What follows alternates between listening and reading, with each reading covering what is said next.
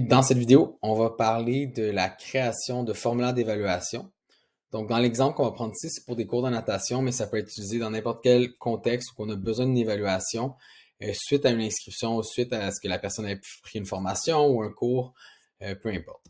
Donc, je vais naviguer en haut dans la section rose ici, je vais appuyer sur formulaire, puis je vais aller sur créer ici. Par la suite, si vous faites partie de la société de sauvetage pour la natation, vous allez avoir, vos évaluations vont être déjà là. Mais sinon, vous pouvez venir prendre un gabarit. Donc, je vais aller voir l'évaluation d'un cours de natation. Puis ça va vous créer un gabarit, vous allez pouvoir modifier par la suite. Donc, vous allez juste appuyer sur créer, puis ça va créer le gabarit. Donc, je l'ai déjà fait. Donc, je vais rentrer sur mon gabarit ici pour l'évaluation.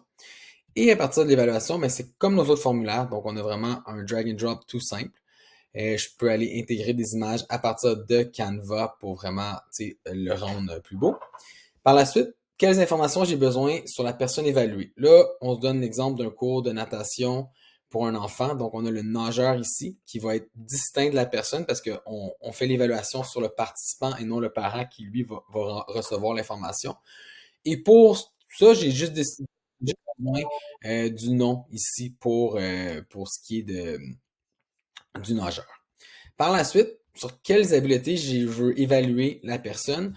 Donc, c'est ici que je vais pouvoir aller rajouter différentes options. Donc là, j'ai mis beaucoup de boîtes à cocher. Puis la personne, on pourrait rajouter modification de masse, fait que je pourrais rentrer différentes valeurs sur les lignes. Et ça va permettre à la personne qui évalue de venir appuyer sur les choses que la personne a réussi. Donc, vous allez aussi pouvoir, par contre, ajouter d'autres types de questions. Donc, si j'appuie après ici, peut-être que vous voulez mettre un classement en ordre de leur préférence. Ça peut être un créer bouton radio pour savoir différents aspects. Est-ce que c'est satisfaisant, insatisfaisant, très satisfaisant. Donc, vous allez pouvoir créer des colonnes comme ça. Il faut toujours se mettre en tête, OK, l'évaluateur, c'est quoi la grille que je veux lui donner. Donc, c'est à vous vraiment de venir la conceptualiser. Mais mettre une évaluation globale avec les étoiles. Donc, c'est vraiment à vous de décider la conception et le type de questions que vous voulez rajouter. Par la suite, vu qu'ici, j'ai un parent ou une personne responsable, ben, je dois aller chercher au minimum le prénom, le nom de famille, puis le courriel du parent pour pouvoir lui envoyer l'information. Et peut-être qu'on veut que la personne, le moniteur, le formateur puisse laisser des commentaires précis à cette personne-là. Donc, on ajouterait les commentaires ici. On peut mettre le nom du moniteur, monitrice, la date, ainsi que l'étape courante et la prochaine étape. Donc, ça, ce que ça va faire, c'est que ça va faire que l'animateur, le formateur va venir remplir le formulaire, puis ça va créer un formulaire, un PDF d'évaluation que le participant ou le parent va pouvoir voir par la suite. Ce qui est important de savoir aussi, c'est que chacune des questions que vous créez, dont l'étape courante, ce qu'on peut faire, c'est que ça peut devenir un champ de fusion. Un champ de fusion, c'est que ça va vous permettre de prendre la réponse de l'évaluateur puis de la mettre sur un certificat ou dans un courriel, comme un mail merge ou un publi postage. Puis je vais le montrer un peu plus tard, mais je vais juste vous montrer que chaque question ici peut devenir un champ de fusion. Donc voilà pour la conception du formulaire.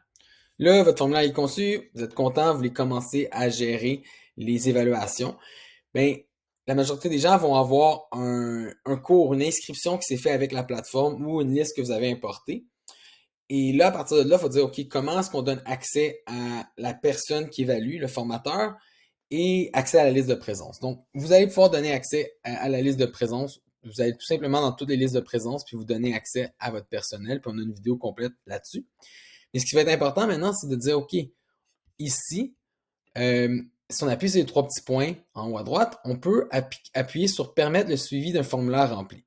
Donc, ce que ça va faire maintenant, c'est que ça va dire, voici tous les gens qui étaient inscrits à ce cours et maintenant, je veux faire une évaluation. Donc, ce que ça va faire, c'est qu'on voit ici que les formulaires n'ont pas été remplis. Et maintenant, j'appuie sur le participant ici et je viens remplir. Donc, ce que ça va faire, c'est que ça va ouvrir le formulaire que je viens de créer et ça va même pré-remplir l'information du nageur et l'information du parent. Et la raison que ça fait ça, c'est qu'on ne veut pas que votre staff ou les formateurs viennent remplir l'information. Donc, c'est vraiment, eux autres, ils ont juste à faire l'évaluation de ces personnes-là. Et après ça, on peut mettre des commentaires, mettre le nom du moniteur. Donc, on va dire Mathieu ici, la date, puis toutes des questions que vous pouvez ajouter ou enlever selon le besoin. On appuie sur soumettre. Et voilà, l'évaluation vient d'être faite. Donc maintenant, si je reviens ma conception d'évaluation, j'appuie sur répondant. Donc, je vais voir maintenant qu'il y a eu un formulaire qui a été répondu. Je peux choisir les différentes colonnes affichées. Je vais dire, hey, je veux voir c'est qui le participant, puis je veux voir les prochaines étapes et étapes courantes. Donc, ça va me dire, OK, Harry Potter ici, il était au préscolaire 1, puis il s'en va au préscolaire 2. Je peux appuyer là-dessus, puis admettons que le moniteur ou le formateur a fait une erreur, je peux venir faire des modifications. Admettons, dire, hey, finalement, là, il n'a pas passé son cours, il est au 1. Je peux venir faire ça, puis ça va régénérer le PDF si on veut. Et donc, quand on va l'envoyer aux parents ou à la personne qui a pris le cours, ils vont voir le bon formulaire. Fait que vous pouvez corriger un peu ce que le formateur a dit, ce que l'animateur a dit, puis on voit avec le petit crayon à chaque place. Et maintenant, une fois que c'est fait, je vais avoir une belle liste de plein de personnes à qui envoyer un formulaire. Donc, je recommande toujours de créer un gabarit pour les gens qui ont passé, puis peut-être les gens qui ont fait un échec. Et puis après ça, on peut filtrer par l'étape courante, la prochaine étape. Puis après ça, dire, hey, je veux aller chercher tous les gens à une certaine étape. Fait que je pourrais dire, je vais prendre mon filtre par colonne. Je vais dire, je veux tous les gens que leur prochaine étape, c'est le préscolaire 1, mettons. Et là, ça va m'ouvrir et vraiment filtrer pour, après ça, pouvoir cibler mon courriel d'envoi. Donc, je vais appuyer ici. Je vais dire, hey, je vais envoyer un message à tous les gens qui sont dans l'évaluation, qui ont réussi le cours, admettons. Là, on va dire, hey, je vais mettre le formulaire rempli. Donc, ce que ça va faire, c'est que ça va venir joindre l'évaluation pour l'envoyer à la personne. Et je peux même utiliser un gabarit. Donc, j'ai un gabarit qui me rappelle de fin de session pour montrer que ça inclut aussi un certificat. Donc, les champs de fusion que je suis allé chercher dans mon évaluation, on peut aller les mettre dans un certificat. Et là, je peux aller envoyer ce courriel-là à des centaines de personnes et toutes les bonnes cases vont être remplies et chaque personne va recevoir le bon PDF en pièce jointe et le certificat va être bel et bien rempli. Donc, je peux soit envoyer ou planifier comme ceci. Et la dernière chose que je veux montrer, c'est que c'est pas nécessairement quelque chose que vous devez faire, mais il y a beaucoup de gens qui aiment donner un certificat, comme je viens de montrer dans l'image. Donc, pour ça, on va aller dans le plus ici, puis on va aller ici, on va avoir nos certificats. Donc, certificat pour cours de natation. Et là, je peux venir modifier n'importe lequel que je veux. Là, j'ai vraiment un certificat tout simple. Mais ce que ça va prendre le nom du participant, ça va le pré-remplir. Donc, si je viens l'appliquer ici, je peux dire, OK, je vais aller chercher mon formulaire d'évaluation que je viens de remplir. On va voir que ça va aller prendre le nom du participant, puis ça va aller pré-remplir l'information sur le certificat. On peut aussi préparer le document PDF, donc on peut les exporter pour les imprimer, puis ça va pré-remplir, puis tout le monde va avoir vraiment un certificat unique avec ces informations. Mais là, il est tout simple. Si je veux aller chercher d'autres petites choses, ben, je peux dire, OK, je veux aussi un champ de fusion qui va dire qui va prendre le formulaire et dire la prochaine étape. Donc, c'est quoi ta prochaine étape? Oups, je vais aller créer une nouvelle boîte pour ça parce que ça va pas marcher. Donc, je vais ajouter un nouveau bloc texte moyen, puis je vais venir le déplacer ici, admettons, pour mettre la prochaine étape et je viens écrire prochaine étape ici. À partir de mon formulaire, je l'insère.